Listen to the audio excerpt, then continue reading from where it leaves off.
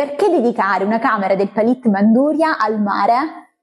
Il motivo sembra apparentemente scontato, infatti per chi conosce Manduria lo sa, ha una delle litoranie più belle, senza esagerare, di tutta la Puglia. Ma forse meno scontato è l'utilizzo del sale, infatti per questa paletta abbiamo utilizzato il sale colorato. Starete pensando, vabbè, il mare, il sale ci sta come abbinamento. In realtà, attraverso questa palette vogliamo raccontarvi più nello specifico uno dei gioielli indiscussi della nostra litorania. Sono certa che molti di voi abbiano già capito di cosa stiamo parlando, quindi continuate a seguirci e mettete un like a questo video per aiutarci a promuovere sempre meglio il nostro territorio. Ma torniamo a noi, stiamo parlando della Salina dei Monaci, un vero angolo di paradiso, un luogo intriso di bellezza ma anche di storia. Fa parte della riserva naturale del litorale tarantino orientale ed è costituita da uno specchio d'acqua salata che si congiunge al mare attraverso un canale.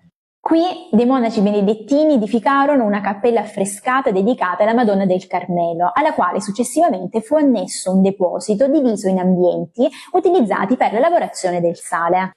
Da qui appunto il nome Salina dei Monaci. Il sale era noto come l'oro bianco, una risorsa che veniva impiegata in diversi campi, soprattutto per la conservazione degli alimenti, e proprio per questo rappresentava un'importante fonte di reddito per l'economia del territorio. Ma torniamo ai giorni nostri. Oggi la Salina non è più dedicata alle attività produttive, ma è diventata un luogo di incontro per una ricca flora e fauna. Tra i tanti uccelli che hanno scelto questo luogo come habitat, non possiamo non menzionare i fenicotteri rosa.